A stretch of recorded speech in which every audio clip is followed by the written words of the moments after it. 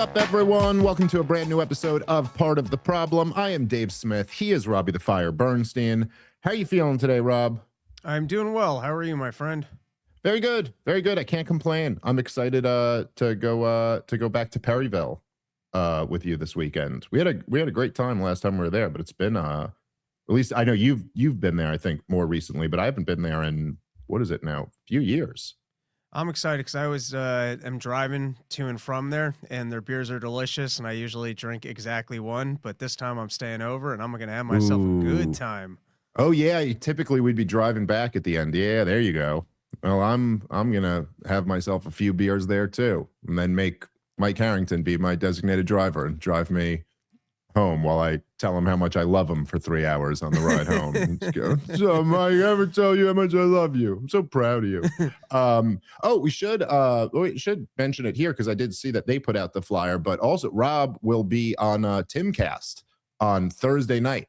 So Rob's going down to the area a little earlier than me, and he's going to go do Timcast. We're very excited for you to do that show. Your first time on there. So that should be a good one. Make sure you guys check that out. Support Robbie the Fire in all of his endeavors, including Run Your Mouth and PORCH and all that stuff, and his, headlining shows on the road and stuff.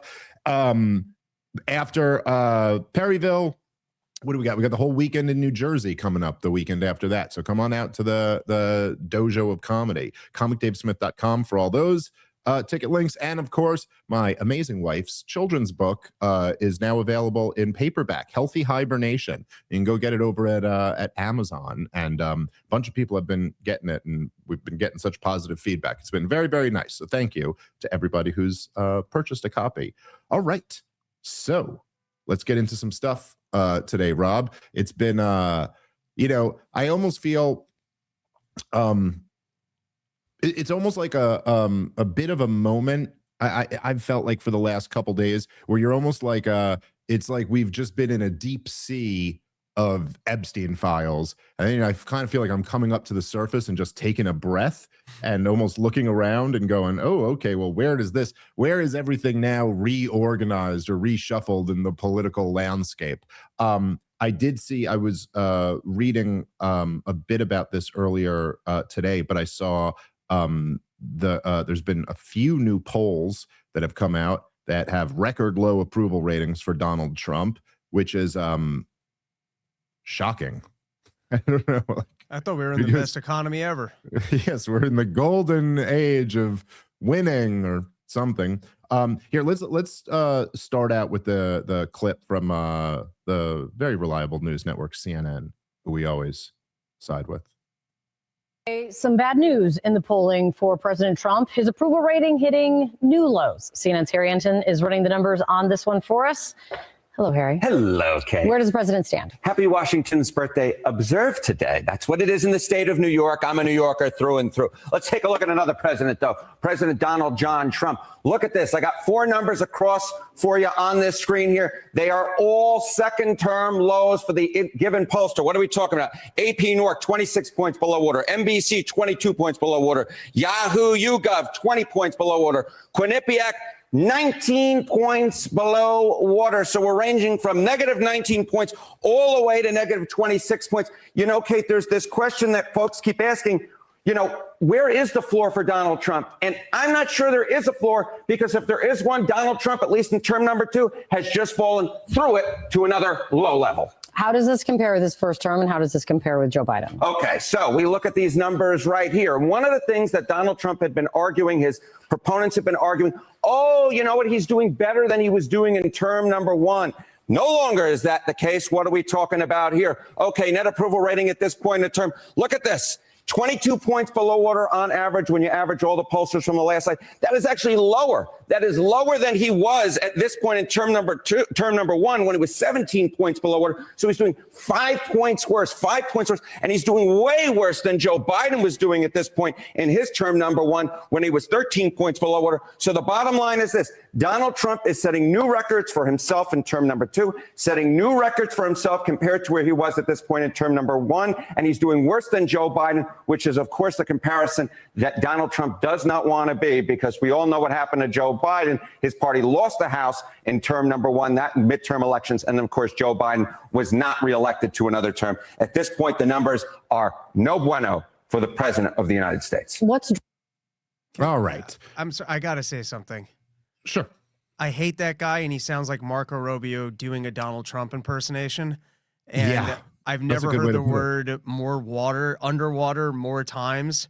And while I guess the reporting is, fake news, and so there's really no reason to see what CNN has to say about poll numbers. It's not a bad breakdown, but my God, did that guy annoy me. Oh yeah, no, he's brutal. He's really got just the type of like awful gay energy that you don't want at a party with you. Is that what I was picking up with the Marco Rubio flavor? I don't know. I mean, one way or the other. He's gay either literally or figuratively. Well, look, I mean, as I kind of always preface with this stuff, first of all, I never put too much stock in any of these polls.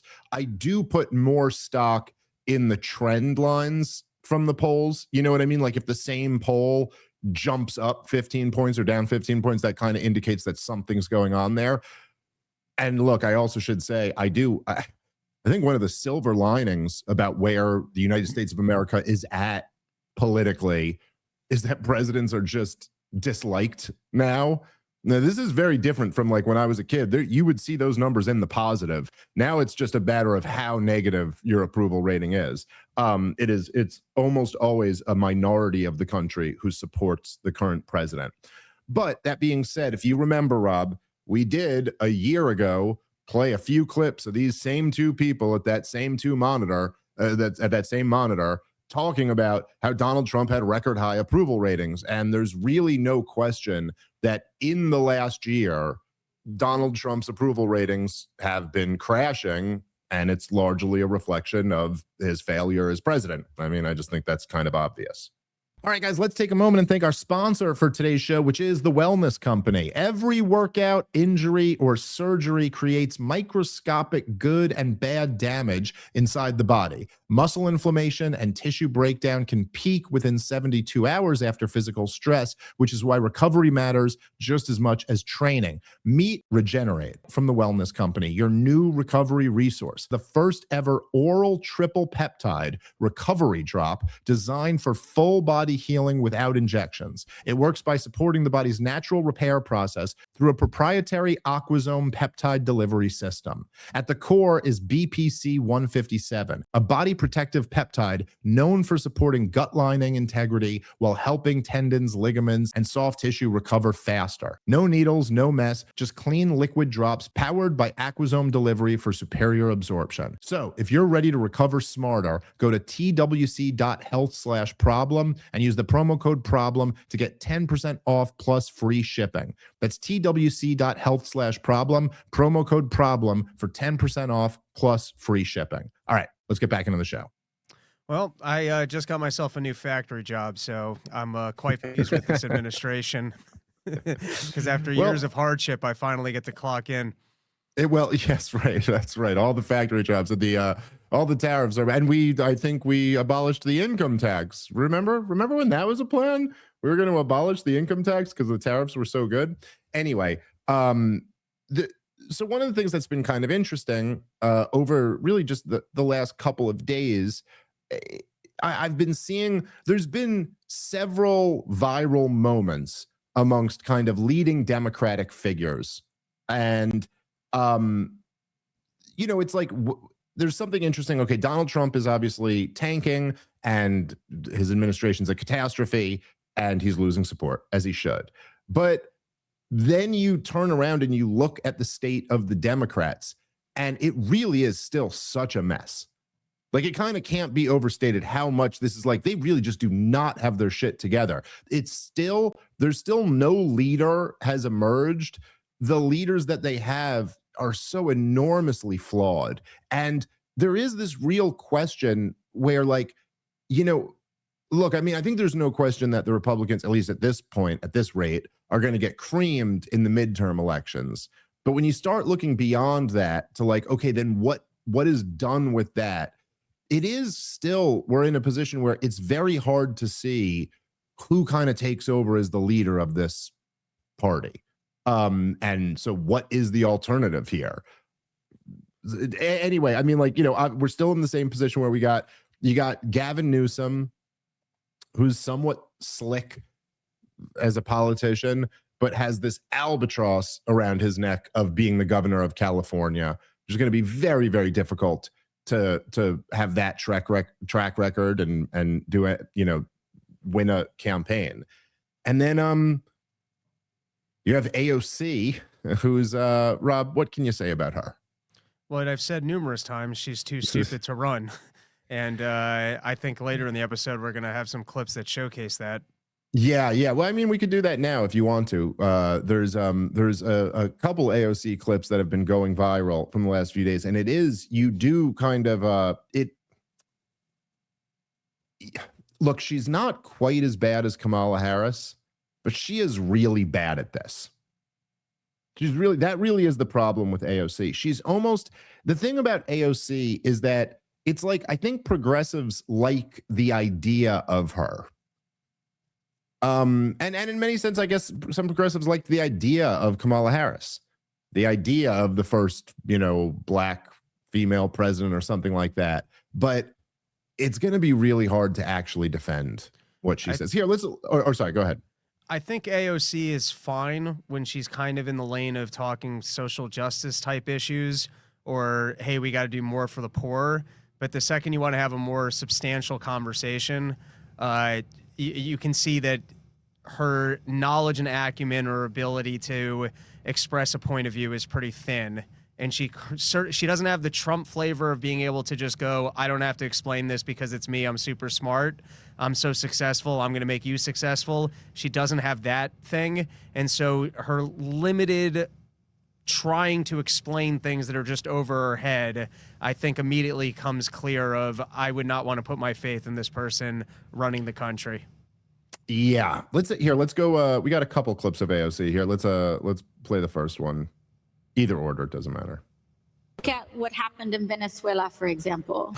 It is not a it is not a remark on who Maduro was as a leader. He canceled elections. He was an anti-democratic leader. That doesn't mean that we can kidnap a head of state and engage in acts of war just because the nation is below the equator.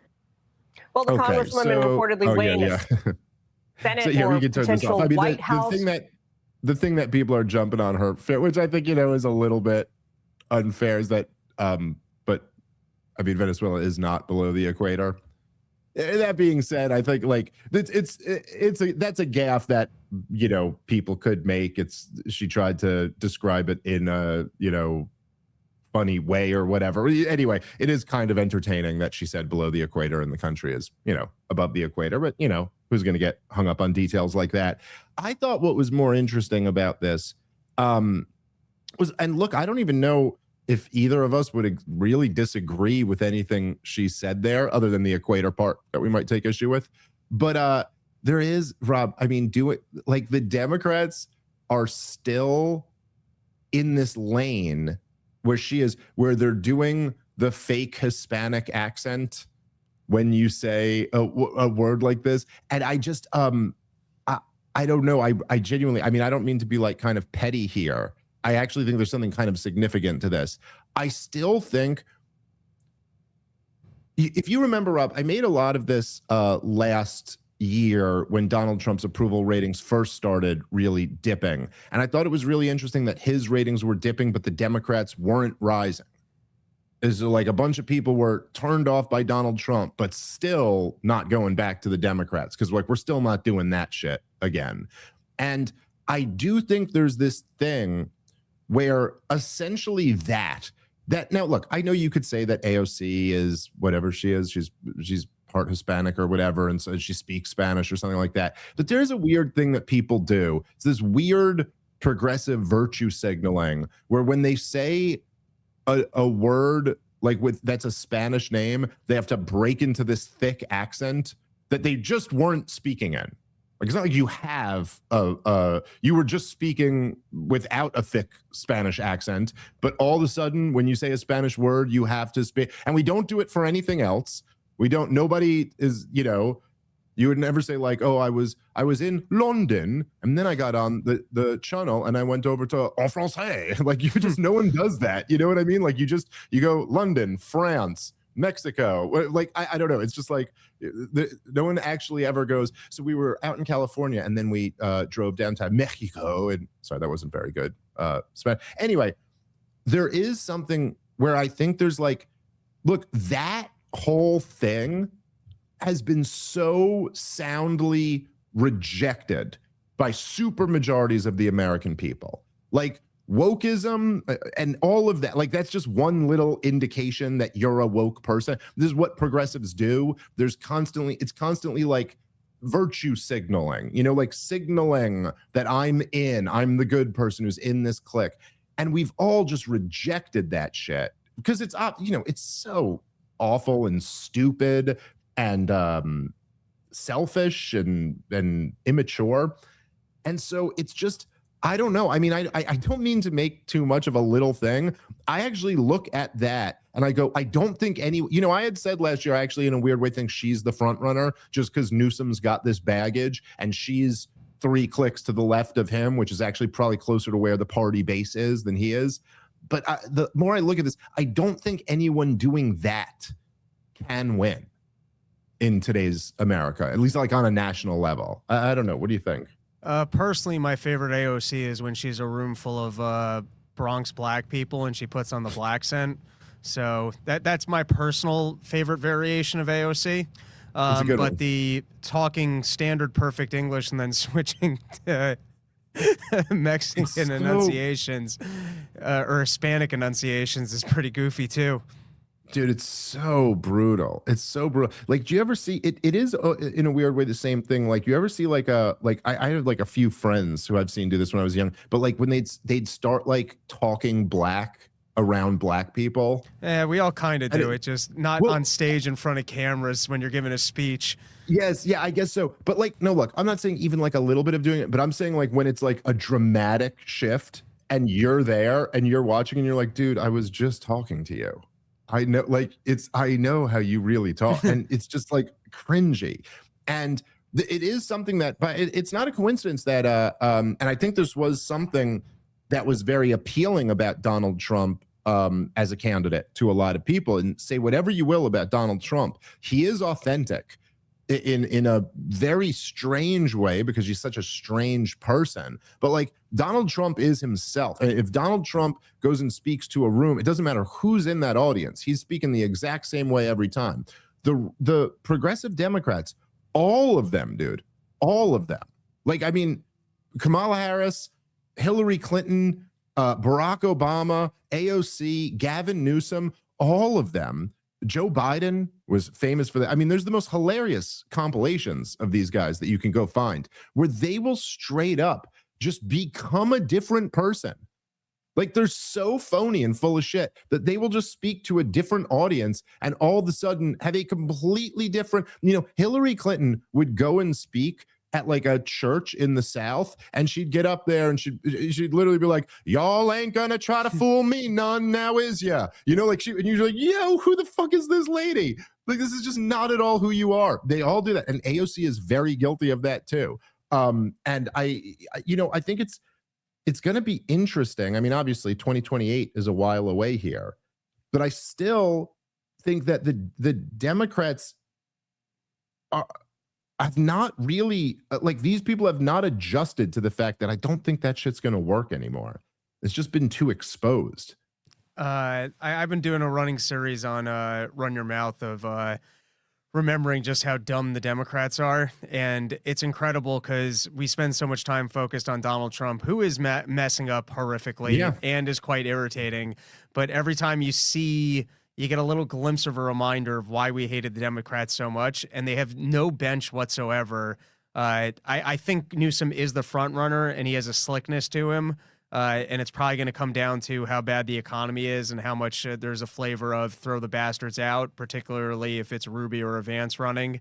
And there still is a lot of discontent with the way the Trump administration essentially lied to us about getting out of wars and cleaning up government spending and even doing deportations and the laundry list of things we've complained about. The Epstein files would be the most recent. But yeah, the Democrats have no bench, and every time they still flirt with these ideas that were widely rejected in the last election, you do kind of scratch your head and go, how are you guys not getting this? Yeah. Yeah. Well, I mean, I guess that kind of the question in a way becomes like, look, how many people are the reason why, again, like you said, the reason why the Democrats are in a decent situation right now is purely because of how much the Trump administration is fucking up. I mean, that's it. There's nothing else that they've done except happen to be sitting there as the opposition party while your opponent makes a ton of mistakes. But yeah, I mean, well, I don't know, Rob. I mean, there's a whole lot of us people. I mean, you know, I don't know how big of a voting demographic it is, but there's a decent sized voting demographic who fall into the broad camp of being like, I supported Donald Trump in 2024. And I don't see, I mean, aside from obviously if Thomas Massey were to run, I'll support Thomas Massey and whatever he does. But I don't see a path toward getting guys like me and you to just be supporting a Rubio or a Vance. I don't think there's any chance of that happening. And so, and I don't know that there's really the same version of the Democrats. Like, how many people are there who voted for Kamala Harris who just like refused to vote for the net? Probably not that many. So we'll see. I guess what it will come down to, and I did not actually vote for Trump, but I was rooting for him. And I think it will come down to, put it this way, if Newsom's running and Newsom's running on, we're going to start regulating Bitcoin, we're bringing back green energy, we need to censor the internet for medical discontent, and he starts flirting with all the horrible democratic ideas that you feel like you need to vote against because they're actually dangerous just to live as a free person in this country, you'll see more enthusiasm for even a bad Republican. But no, that's true. But if he's smart enough to be neutral, or if I don't think AOC is the person, or if they're smart enough to have someone to pretend like they're going to clean up government corruption and that we're not supporting foreign wars and we're rolling back support for Israel and really playing to kind of, I'm going to say, the feeling in people's hearts of that this country is working against them and engaging in evil around the world while we're not concerned with domestic policy, our own economic prosperity. I think there's a lane for success for the Democrats. Yeah, well, the thing about it is, Rob, is that they never run on any of that stuff. They never run on we're gonna do internet censorship and they're not gonna run on that. Joe Biden ran on a return to normalcy and being a one-term president and blah blah blah. You know what I'm saying? Like, it's not. Well, they do run on green energy and essentially increasing socialism. They might not put it quite in the terms that I did, but it's pretty transparent when they're talking about dangerous of other people's opinions on the internet, that translates to internet censorship. Well, look, I mean, I am genuinely scared of what of the Democratic establishment retaking control, because I do think they're going to have to try to crack down on speech this time, and I think they're going to come back with a vengeance if they come back. That being said, I'm just kind of starting to look at who is going to be that person for them. And look, I'll get to where I'm going with this eventually, but let's play the other clip of AOC, because there was another AOC one, which is fun. I think what we identify is that in a rules-based order, hypocrisy is vulnerability. And so I think what we are seeking is a return to a rules-based order that eliminates the hypocrisies around when too often in the West, we look the other way for inconvenient populations to act out these paradoxes. I think what we identify. You get that, Rob? You know what? Maybe she's too smart for me because I'm not sure what she said there. I literally don't know what she said. No, she went full Cammie Harris on that one. Just putting words together that sound nice. She's just like, I don't know. I've heard a smart person say rules-based order once, so maybe I'll throw that out there. Yeah, I don't know. AOC is she is simply not ready for a presidential run. She's just not. It's a weird thing because she can, as you kind of mentioned, in some settings, she can be kind of charming and kind of be like, oh, she was a pretty good messenger for this or that. She's I think it really is like she's too much of a lightweight intellectually. She doesn't actually know anything or have anything to say. And there is something, I think, just particularly after Hillary Clinton and after Kamala Harris, this particular brand of like woman who's completely full of shit saying nothing in many words is not going to fly. That is my guess. I will say, Rob, and this is kind of what I was leading to before. I think, listen, I'm not trying to say anything too bold or, over the top here. I think right now the sleeper is Stephen A. Smith. Now, I'm not saying he's going to be the nominee. That's still a long shot. But Stephen A. Smith really seems to want to run for president. He went out of his way, this was 6 months, 8 months ago, where he had this thing where he went out of his way to say, I'm not closing the door on that. I am, like, someone's asking him, and he was like, yeah, I am considering it. And look, I mean, obviously Stephen A. Smith has some issues. Like, he doesn't know anything about politics. Dude, he even said, Rob, I don't know if you saw the clip, this like 6 months ago or something like that, where he said, I'm not closing the door. I am seriously considering it. A lot of people want me to run it. I'm considering it. And he goes, you give me a couple years to hit the books and really read about policy, and I'm going to come out prepared and ready to do it. And it was just like, I don't know, for whatever, to me, it was like the most infuriating, insulting fucking thing to say. Like, first of all, like, the idea of like, I'll hit the books and figure out the policy thing.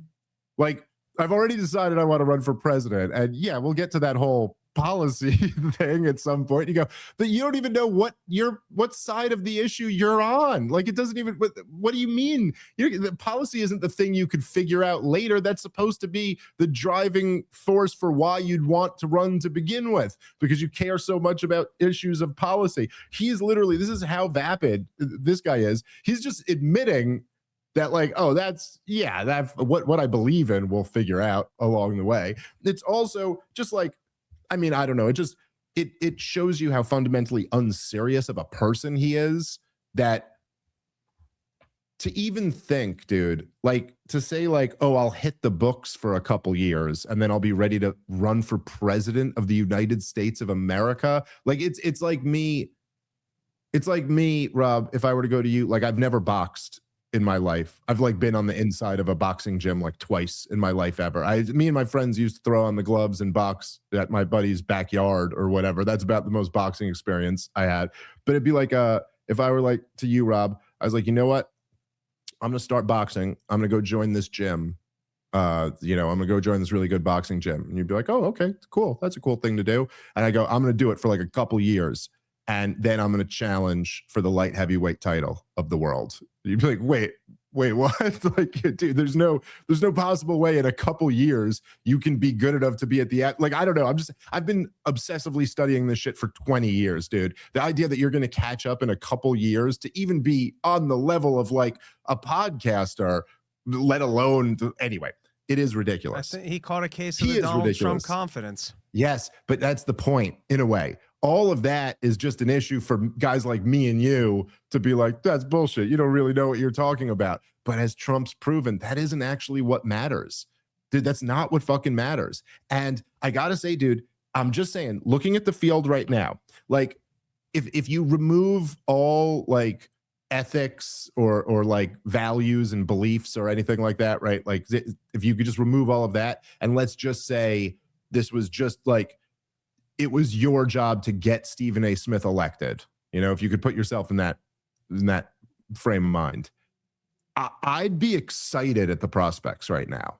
Like, if that was just the job, again, remove all morality and ethics, and it's just like, this is all in a vacuum, and it's just, you get $100 million if you can get Stephen A. Smith elected and you're completely in charge of his campaign. I'd go, dude, I think we can win this thing. And I think I could get this for you. Like, if you let me fucking do, and here's why. again, I'm still admitting it's a long shot. He's the dark horse. He's not the favorite. No racist pun intended. But here's the thing. Stephen A. Smith has a unique set of skills that actually really help in this situation. He is Stephen A. Smith is a sports radio clickbait start an argument guy. He'll take really provocative positions. He doesn't even believe half of them, but he'll defend them to the death. And he's very good on his feet. He's very good at, he's had decades of just practicing this skill of shallow bullshit, surface level debate that plays well on camera. And like, that actually is the level of debate that presidential candidates have to deal with. He's good at reading the room and saying the thing that will get the majority of the room to start nodding. He's good on camera. That's all he's good at, is on camera. And that's essentially, as Trump has proven, what the whole game is. And there's a big one, Rob. This is really the biggest one. This is why my eyes would get wide in my amoral universe where I make $100 million if he gets in. He is completely unattached to all of the failures of the Democratic establishment. All of them. He has nothing to do with any of them. He's quite comfortable to throw them under the bus. Yeah, Biden was a mess. Yeah, Kamala Harris was terrible. Yeah, Obama is divisive. Yep, he does not attach to any of it. That is the advantage that Donald Trump had in 2016, is that he could sit from a bird's eye view, take these popular positions, and then just blast everyone and go, oh, I don't know, you guys are the ones who broke this. Me, I was over there in the private sector winning. I don't know what that is. You know what I mean? Like, and I don't know. I just think nobody else is emerging. This guy clearly wants to do it. And he is positioned and skilled to maybe be able to pull this job off. That being said, he's awful and doesn't know what he's talking about and isn't impressive or smart. But I think there's potential there, Rob. I don't think he should be underestimated. All right, guys, let's take a moment and thank our sponsor for today's show, which is Brunt Workwear, the most comfortable, durable work boots you will ever own. They sent me a pair of them. I know Lewis loves them too. I wear them all the time. They're typically speaking, and we've all known this, if you want like a good pair of work boots, they're going to be brutal on your feet. And if you want a real comfortable shoe, they're not going to be very good to work in.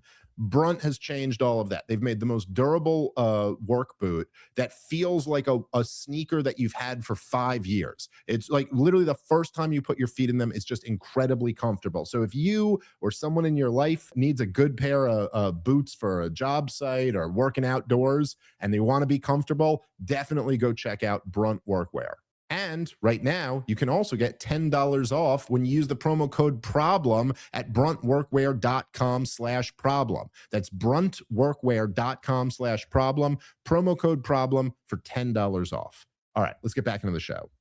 Well, I guess being good on television, unimpressive and not smart, it's all a pathway to success in politics at the moment. It's a winning formula in politics. That's a winning formula right now. Here, let's play this clip of Stephen A. Smith's going super viral. Let's play this clip because this did catch my eye as kind of demonstrating, you know, what I was just saying. Does you worry about racism if you ran for president? No, I know it exists. I know that you can't escape it.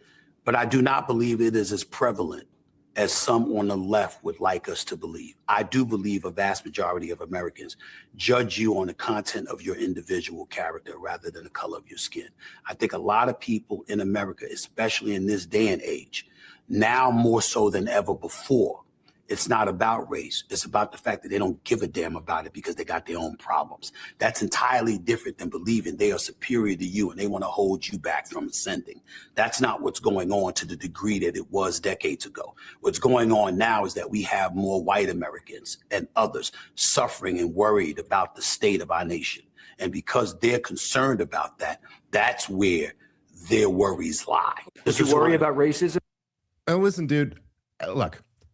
I understand what he said there is just fairly simple. It's being universally very well received.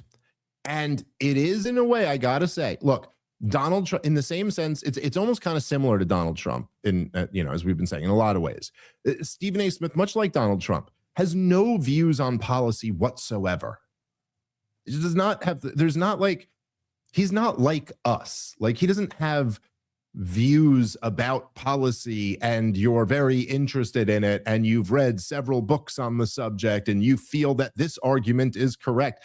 But what he does have is, and Trump had this too, it's an ability. They're very, very good self-promoters and self-marketers. And when, like, what he just kind of did there was actually, I think, fairly sophisticated and represents a lane that Democrats could fill. Like what he just did there, right, was they go, oh, well, essentially the question isn't even the question. The question is, what are you going to signal right now? It's, well, we all know that you're a black man and we live in a systemic racist society, and therefore you are a member of the oppressed group. So you'll be running as a member of the oppressed group, right? Like, that's essentially the question, even though, by the way, we had a black president who got reelected and served 2 terms and was very, very popular, at least at the beginning of his presidency, and won in a landslide. And but what Stephen A. Smith does there is he rejects the premise of the question. And he goes, no, I'm not running that way. I'm not running as I'm a member of a marginalized group. And he pivots in a way, he takes it and goes, no, I'll be channeling that into like an anti-woke, pro-populist message. No, the answer isn't that white people are also evil and that's why they hate black people. The thing is that white people are getting screwed over the same as black people are getting screwed over, and it's being done by them against all of us. That is a really fucking powerful political lane to run in. And that is where, and I'm not sure the party is smart enough to figure this out, but that's where the energy is, or that's where the potential is for the Democrats. It's what the Democrats, if they were smart, should be running on, is like, get away from this racial identitarian shit, because that is not popular and it's not true in any meaningful sense. But this is the thing, Rob, right? This is why Donald Trump has really screwed over J.D. Vance's presidential aspirations here, is that what Donald Trump's essentially done is he's left the populist lane open now. And the question is going to be, who can take that? Who can run in that lane? Now, it's going to be next to impossible for J.D. Vance to do it. This is how J.D. Vance, this is how he won his Senate campaigns, was running as a populist, and it's how he ran for vice president. I don't think he's going to be able to do that again in 28. And I don't think anyone short of Thomas Massey would be able to do that on the Republican side. Maybe Rand Paul could. But, or maybe there's someone I'm just not thinking about, but I don't really think anyone else can. And I don't think AOC, she's just too married to all the woke shit for her to be able to let it go. It's too much her identity. And Gavin Newsom, of course, is just too much of an elitist to run as a populist. He clearly is of the ruling elite. And so Stephen A. Smith seems to be the guy who could do this over there. He's famous. He's wealthy. He's used to being on camera.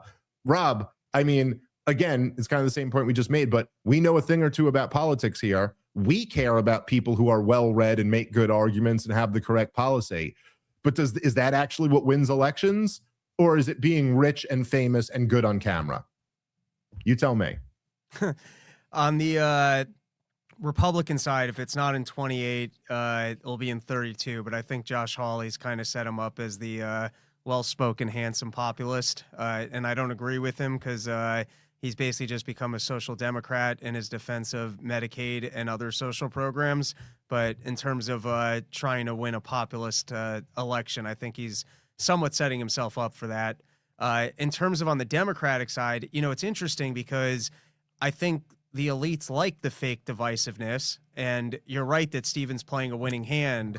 But I think in part the Democrats almost don't want to explore that lane because they kind of need that fake divisiveness of that it's not us versus them, and it's not the elites cheating us all out of our money. It's you and your small racial group and some other actual group in the population that has kept you down, and not money printing and other agendas. Now, Stephen Smith's not going to put together that it's the Fed. He might come to inflation, but I don't think he's going to quite understand, that money's more available for the wealthy and people in with assets.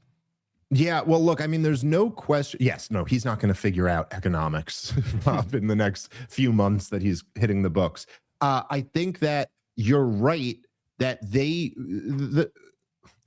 broadly speaking, the elite would rather there not be a populist campaigner for obvious reasons. This is a big part of the reason why why the DC establishment had such a huge reaction to Donald Trump running for president to begin with. It's a reason why they had a reaction against Bernie Sanders running to be president. And Bernie Sanders, look at him. He's not a real threat to power. He's been in the Senate for fucking ever.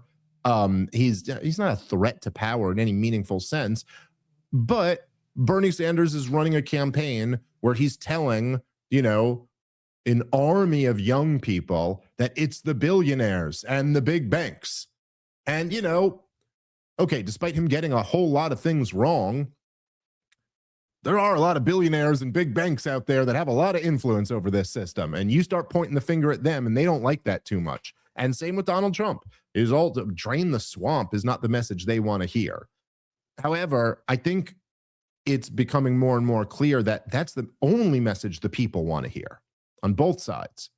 On both sides, people are well aware of the fact that DC is just the most corrupt goddamn town in the universe.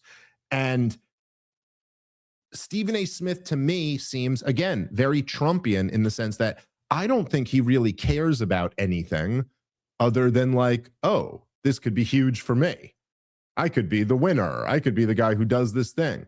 And I think they'll smell that all over him and realize that he can be completely controlled.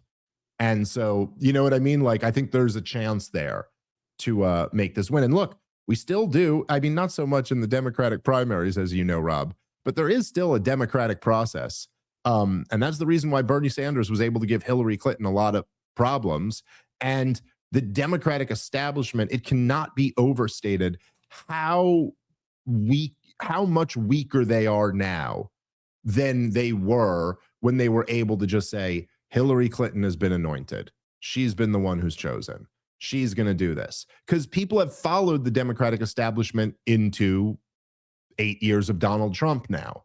And so he's going to be in a much better situation to do that, I think, than he was. I'm checking in on the chat here a little bit. Go ahead, Rob. If there's a Democratic primary, I think Stephen A. Smith can wipe the floor with both AOC, and if Kamala Harris decides to try and do a reboot, I think he will have a problem with Newsom, who will be able to play the card of, hey, I actually know how to do this job. And while you and I will be able to see through it and go, hey, you got this terrible track record, he does a pretty good job of pretending like California is wonderful, and people seem to buy it from him. Look, this is the thing that Stephen A. Smith is really good at, though, dude. And this is why I think he's a sleeper.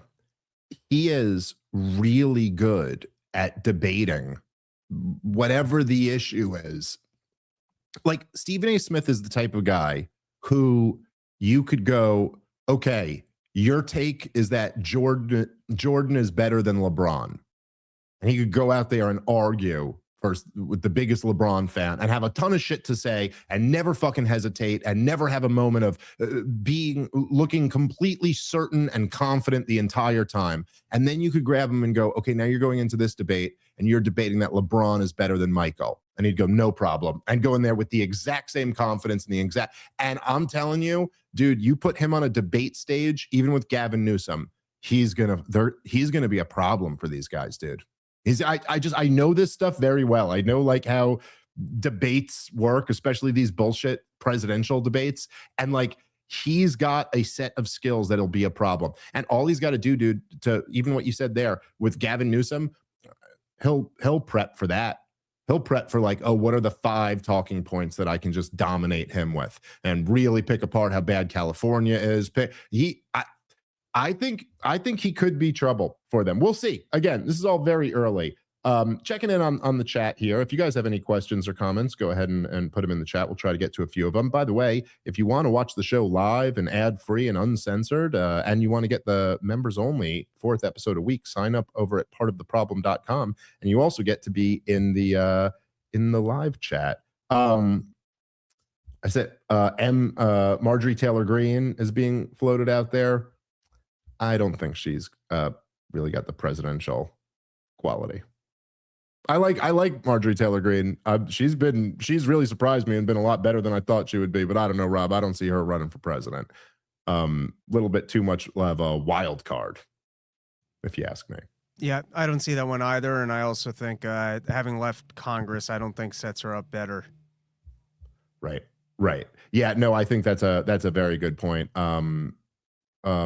This is what is this? Hold on, Natalie. What is this AOC video that you got? Oh, is this a new one? Here, no, that one was from me, and it's old. It's funny. I thought it was recent, and I should have noticed because I was looking. I was like, man, did AOC get attractive again? Did they clean her up? And then I just realized it was from 2022.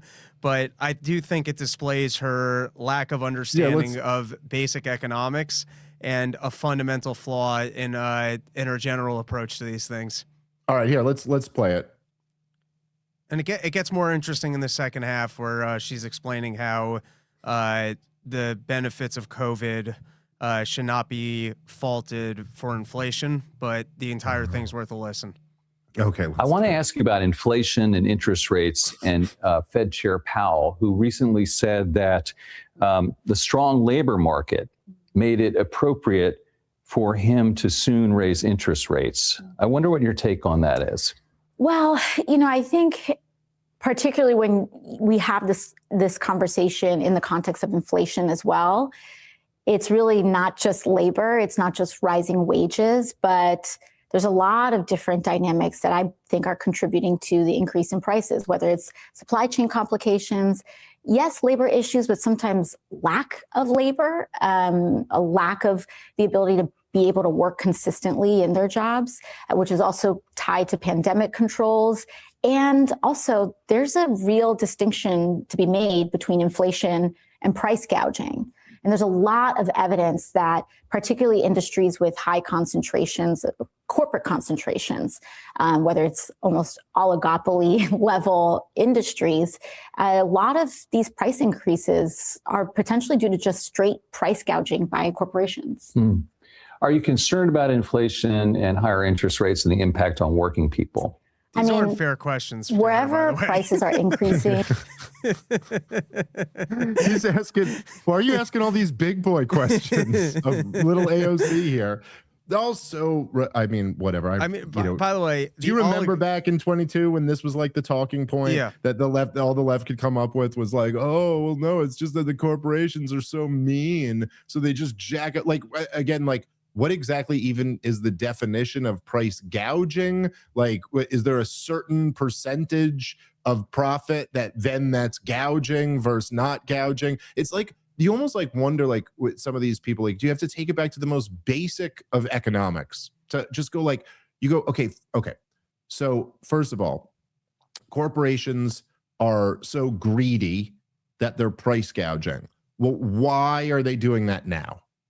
Why did they happen to just get greedy after you infused $9 trillion into the economy? Like, why weren't they really greedy before? By the way, also, like, why don't they charge even more? Why did they stop there? Like, why? I don't know, like the corner store that sells milk, why don't they charge $100,000 for milk? I mean, is it because that corporation isn't that greedy? They just didn't want to gouge and other ones did? No, dude. Everyone who sells a good is trying to sell it for the most that they can sell it for. Everybody's trying to profit as much as they can. And then this crazy dynamic, consumers are trying to get it for as cheap as they can get it for. It's like they have no idea that there's this fundamental like balance in the economy that, right? Think about anybody who works a job you want to get paid $10 million a year, and your boss would like it if he could pay you nothing and you would do the job. Why does it end up being around where? Well, because there's a market, and you got to find a price where it's enough that they'll pay you to keep you coming to work. As if they go too low, you'll go, no, I'll go find something else. And if you ask for too high, they'll be like, no, we won't make any money if we pay you $10 million a year. So you find you know what I mean? You find a price in the middle. Yes, greed, whatever exactly the fuck greed means. I love when Milton Friedman used to say, what is greed? And he goes, of course, none of us are greedy. It's always the other guy who's greedy. But yes, that is what we would call, Rob, a constant. It doesn't go up or down. Corporations always want to make the profit that they can make. So anyway, there's also a storyline of, if you wanted to talk about corporate greed, I think if you were to look at a Walmart, it's a greediness of the way that they're squeezing suppliers, or maybe even importing cheaper goods because American manufacturers couldn't provide the goods at the prices that they're requiring. But, you know, some of these bigger companies, they really squeeze the producers of, we'll buy a lot of your content, but you got to get it for this low of a price. The idea that Walmart's model is trying to squeeze consumers and try and have the market for the highest prices, that's not the way Walmart operates.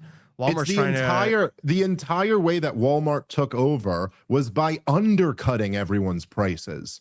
That was their greedy bet, and it worked. And they took Walmart would close it, you know, like people would always say, right, Walmart closes down all the mom and pop shops. But no, it doesn't. You know who closes down the mom and pop shops? The mom and pop shops customers who chose to go to Walmart instead. And why do they do that? Because it's cheaper. And you know, it's easy for leftists to look at this and just like, if you raise prices, that's because of corporate greed. If you lower prices, well, that's because of corporate greed. You're putting mom and pop shops out of business. But like, no, that's actually, for poor people, it's a really big deal when you lower the cost of clothes for children and food and whatever, electronics and toys and all that stuff. So, you know, there's an old like free market joke where it was something about it's like three businessmen are in jail, and the first guy's in, and they go, what are you in for? And he goes, price gouging. And then he goes, I was charging more than my competitors, so they charged me with price gouging. And then they asked the second guy, what are you in for? And he goes, predatory pricing, because I was undercutting all of my competitors. And then they go, the third guy, what are you in for? And he goes, I charge the exact same thing as all of my competitors, so they got me for collusion.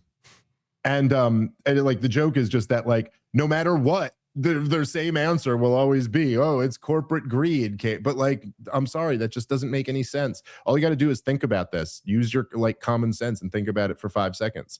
It's like, it doesn't make any sense. All right, I think the second half of this is particularly telling of her acumen and even her ability to defend socialist policies. All right, let's see. And it's making it difficult for someone to be able to feed their family. That is always going to be a major point of concern, primary point of concern. But the real key is making sure that we're diagnosing the causes correctly, because the danger here is that if we say we're helping working people too much and say that the cause of this is, oh, it's because we provided too much assistance during the American Rescue Plan, stimulus checks were too generous, that is why we are dealing with the problems that we're dealing with now. What that's going to result in is a pullback in the assistance that some families need the most right now.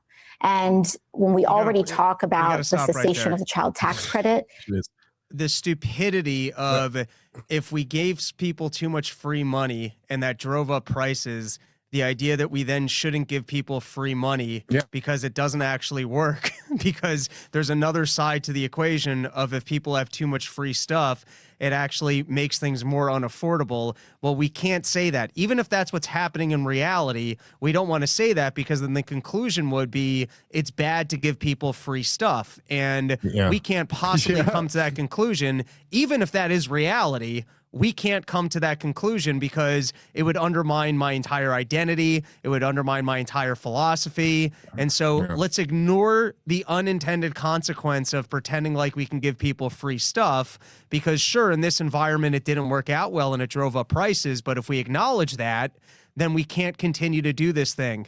It's the stupidest thing I've ever heard. No, that is some high level question begging right there. I mean, it is right, like pure circular logic that essentially goes, well, you know, I really don't like us being out here saying socialism is the reason for price inflation, because then that's going to lead to less socialism. And so, right, I mean, right, it's like, look, you may not like the idea that injecting trillions of dollars into the economy makes the existing dollars less valuable. Like, you may not like that, but that's like, these are the laws of economics. These are very basic laws of supply and demand.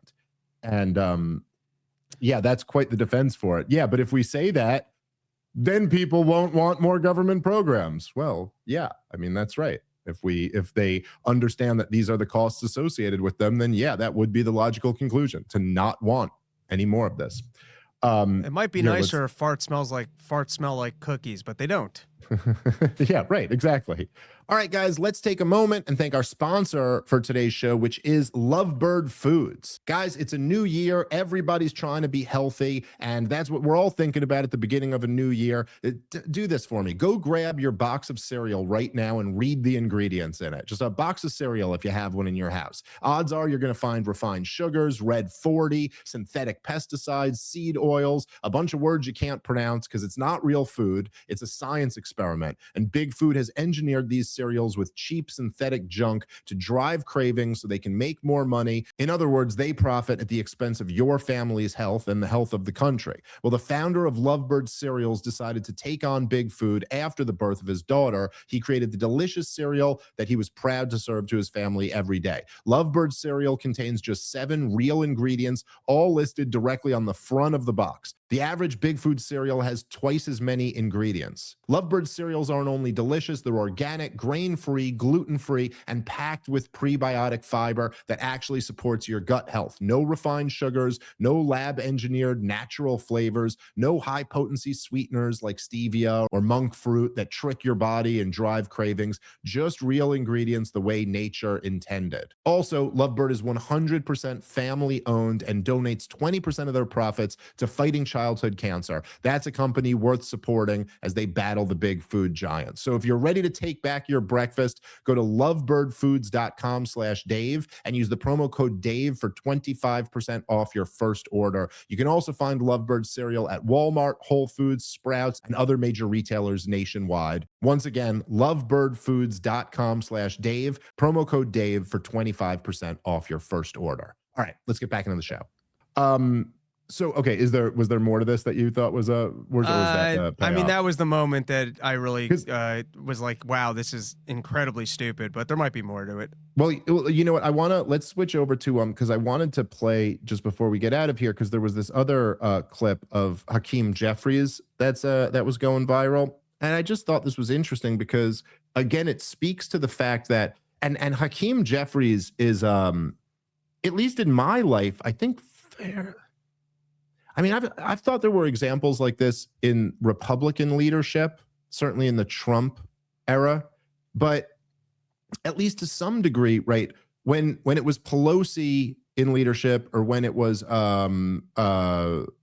Schumer, there was kind of like a feeling that they ran the DNC, or they ran the Democratic establishment. Hakeem Jeffries just seems like he's just like a figurehead, like this, you know, but it goes to show you how much there is no leadership in the Democratic Party and how there is no lane that they've picked.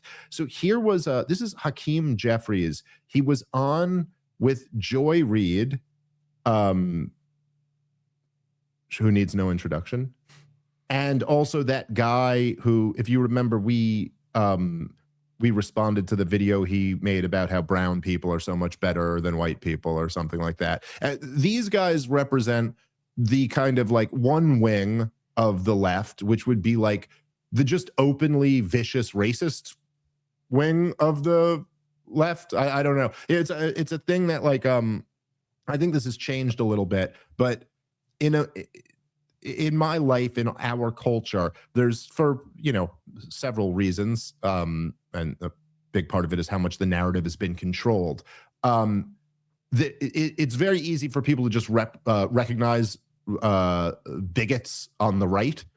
It's, for whatever reason, a little bit tougher for them to recognize it on the left, but that's all these guys are. But so here you have Hakeem Jeffries being grilled by the woke racist wing of the Democratic Party.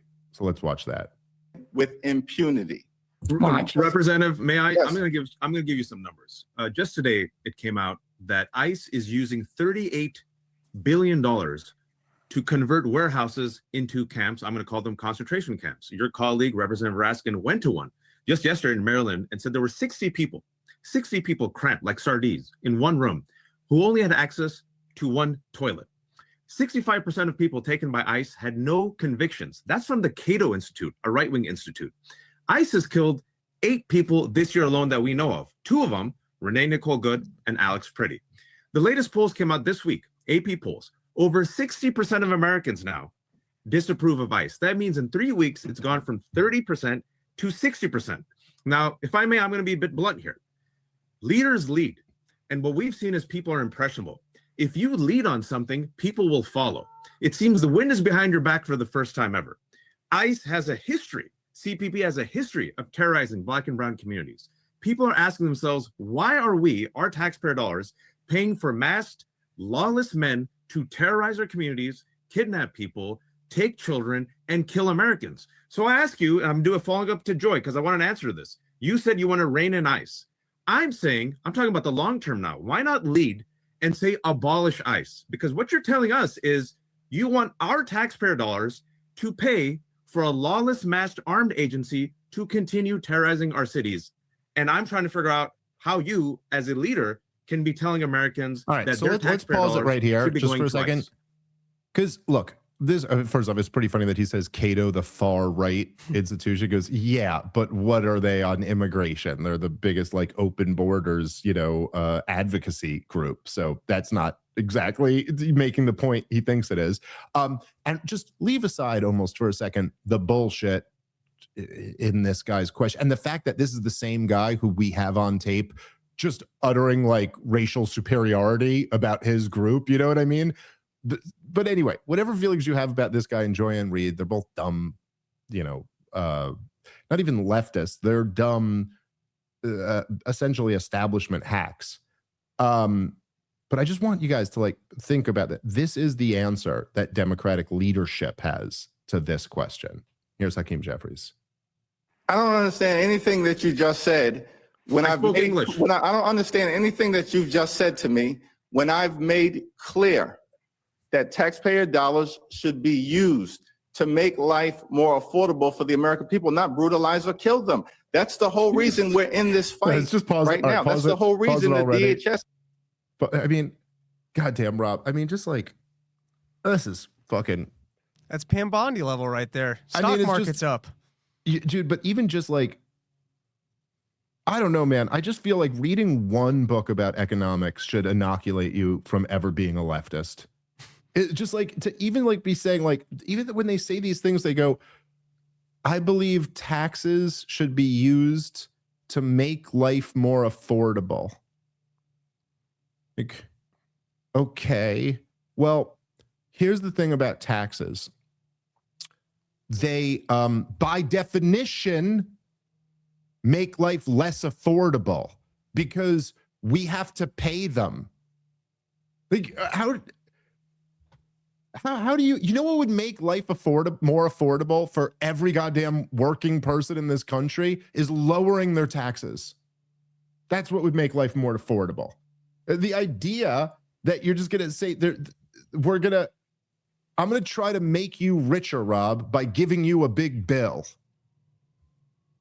What's the problem with that thinking? But I guess he does concede it shouldn't be spent for the government to brutalize you or something like that. But look, I mean, he's asked point blank a very clear question here. Like, why not just go abolish ICE? Why is that not your position? And his response is, I don't understand what you're saying. I don't even understand. Here, let's keep playing. Is getting ready to shut down. That's So the whole abolish reason ICE. why You agree with me, Joy. Abolish ICE. That is listen. I'm going to use the language that I want to use. You can use the language that you want to use. And the language that I'm using right now relates to these type of bold, meaningful, dramatic changes that are designed to save lives right now in communities that look like the ones that I represent. And that's the goal. So let me ask you this. Yeah. And I hear what you're saying. Every single Democrat together in the House and in the Senate is what we're trying to do to give us the best shot to win this fight right now while we're in the minority. My question, though, is more about. So here, all right. Over here. Yeah. Okay. So again, this is just pathetic. They have no ability. Like when he says, he goes, I'm going to use the words I choose to use, and you use the words you choose to use. And it's like, dude, it's a very specific question here. Are you for abolishing this organization or not? And he can't just muster up the fucking backbone to go, well, no, I disagree with that. You know, I think we should rein in abuses by ICE, but I don't think we can abolish ICE. And you can't, you know what I'm saying? Like he can't just like make an argument for why, like, no, look, our answer can't be abolish all border enforcement, abolish border patrol, abolish ICE. That can't be our answer. That's not, you know, like he can't. But again, this is pathetic and would never win. You know who would do that is Stephen A. Smith. But whatever you say about him, he would sit right there in the pocket and go, no. And I think if you want to run on Biden's immigration policy, good luck with that. But you're going to get destroyed. Like there's no way you're winning an election like that. And Democratic leadership doesn't have the balls to do that. I don't think AOC or Gavin Newsom have the balls to do that. Smith endorses Smith. I do not endorse. I don't think, listen, short of like Thomas Massey wants to run, he's got my endorsement. Rand Paul or somebody like that. I don't think I'm going to be in the game of endorsing politicians who I don't really like in the future. I got burned in that game. I don't think I'm going to do that again. But hey, we'll see. Who knows where the country's going to be by the time it's actually getting to 2028. But anyway, look, man, obviously the theme on our show for a while has been how much the Trump administration is fucking up in a monumental way. And that's all still very true. But man, the Democrats are still a hot mess of garbage. That's worth being reminded every now and then. All right. Catch you guys tomorrow. Brand new episode. See you guys in Perryville, Maryland on Saturday. That show is almost sold out. Grab tickets if you want to come out. All right. Catch you guys tomorrow. Peace.